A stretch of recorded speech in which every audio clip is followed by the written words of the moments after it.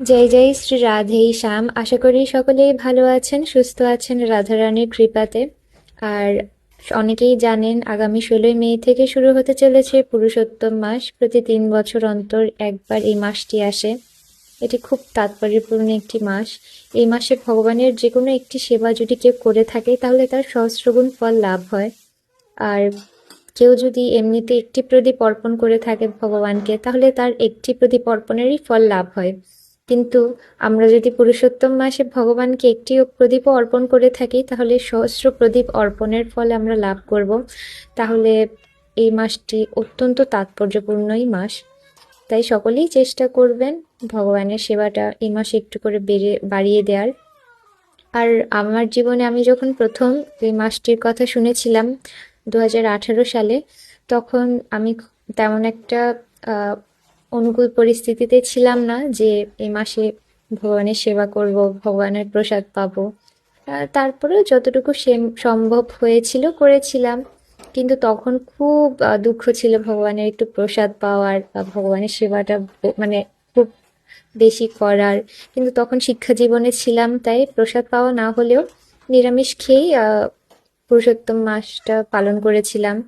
আর তেমন একটা সম্ভব না হলেও অল্প হলেও নাম জপ বা মানে এই অল্প অল্প সেবা করেছিলাম ঠাকুরের। কিন্তু এখন সব আছে, সময় সুযোগ সব আছে, কিন্তু তাও জীবনে জটিলতার শেষ থাকে না। আসলে ভক্তি জীবন মানেই জটিল একটা জীবন।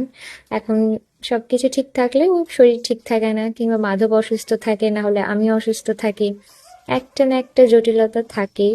কিন্তু যাদের জীবনে মোটামুটি যারা সুস্থ আছেন, ভালো আছেন, তারা চেষ্টা করবেন ভগবানের সেবাটা একটু বাড়িয়ে দেওয়ার এই মাসে। আর অবশ্যই যারা নিরামিষ খান না তারা চেষ্টা করবেন নিরামিষ খাওয়ার আর ভগবানকে আহ নিবেদিত প্রসাদই পাওয়ার। আর নাম জপ, কীর্তন, শ্রবণ, পাঠ এসব তো আছেই। আর ভগবানকে প্রদীপ দান, তুলসী দান এসবেরও মাহাত্ম্য অনেক আছে। সবাই চেষ্টা করবেন, কারণ আমাদের জীবনটা খুব ছোট, কখন কি হয়ে যায় বলা যায় না। আর সব সময় সময় সুযোগ থাকে না যে ভগবানের সেবাটা করব। শরীর সুস্থ থাকে না, কিংবা অনেক জটিলতাই জীবনে আসে। তাই যখন জীবন সরল আছে, সহজ আছে, তখন ভগবানের সেবাটাই বেশি করবেন। আর আজকে দুপুরের রান্নাতে আমি বরবটি আলু ভাজি করেছিলাম। আর আজকে একটা রসা করেছি আলু, কাঁচকলা, পাঁপড়ের। আর মাধবকে একটা টুলের উপর বসিয়ে তারপরে রান্নাটা করছি। কখনো ও খুব দুষ্টামি করে, যেহেতু কখনো ছুরি নিয়ে নেয়, কখনো এটা নিয়ে নেয়, ওটা নিয়ে নেয়। আর আমার সাথেই যেহেতু থাকে, রান্নার জিনিসের প্রতি ওর আগ্রহটা বেশি এখন। তাই ওকে এখন বসিয়ে রান্নাটা করে নিচ্ছি। কথা বলতে যে কোনো ব্রতের আগে বা যে কোনো এরকম দামোদর মাস হোক বা পুরুষোত্তম মাসের আগে আমি খুব উৎসাহ নিয়ে বসে থাকি, অনেক ভক্তি সহকারে পালন করব। কিন্তু আসলে যখন আসে তখন সম্ভব হয়ে ওঠে না। এই যে বললাম, নানা রকমের জটিলতা চলে আসে।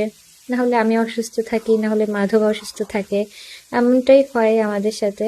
আসলে যারাই ভক্তি জীবনে আছেন তাদের পরীক্ষার শেষ থাকে না, তাদের জীবনে জটিলতাটা একটু বেশিই থাকে। আর আশা করি এমনটাই হবে। যখন এখন বলছি পুরুষোত্তম মাস আসছে, কিন্তু যখন আসবে তখন হয়তো কিছুই করতে পারবো না, দেখা যাবে শরীর অসুস্থ হয়ে পড়বে, কিংবা মাধব অসুস্থ হয়ে পড়বে, বা অনেক জটিলতাই আসে। তবে চেষ্টা করব যতটুকু সম্ভব হয় পালন করার, আর আপনারাও সকলেই করবেন। আর আমি তাদের উদ্দেশ্যে বলতে চাই যে যারা অপেক্ষায় থাকেন বয়স হলে তারপর ধর্মে মন দিব বা ধর্মের প্রতি ধর্মের প্রতি একটু অনুরাগী হব, তাদের জন্যই বলছি। এখন কলিকাল, এখন আমাদের আয়ু তেমন একটা বেশি নেই, আমাদের শরীরটাও এখন তেমন একটা সুস্থ থাকে না। তাই যখন শরীর সুস্থ থাকে, যখন শরীরে শক্তি থাকে, তখন থেকেই মানে ভক্তি জীবনে একটু একটু আসার চেষ্টা করা উচিত। না হলে পরবর্তীতে সময়ও থাকে না, শক্তিও থাকে না, আর শরীরও সুস্থ থাকে না। তখন কিন্তু আসলে ভগবানের সেবা বা ভক্তি জীবন, ধাম দর্শন, তীর্থ করা এসব কিছুই হয়ে ওঠে না। তাই মোটামুটি যখন থেকেই শরীর সুস্থ আছে তখন থেকেই চেষ্টা করা উচিত। অন্যান্য সময় না হলেও এইসব যেসব গুরুত্বপূর্ণ মাস, গুরুত্বপূর্ণ ব্রত এসব তো পালন করাই যায়। আর পুরুষোত্তম মাস অনেক একটা মাহাত্ম্যপূর্ণ একটা মাস, তাই সকলেই চেষ্টা করবেন এই মাসে ভগবানের সেবাটা একটু বাড়িয়ে দেওয়ার। আর এখন সকলে ভগবানের দর্শন করুন, আর ভগবানের ভোগ দর্শন করুন। সকলেই সুস্থ থাকবেন, ভালো থাকবেন। রাধে রাধে।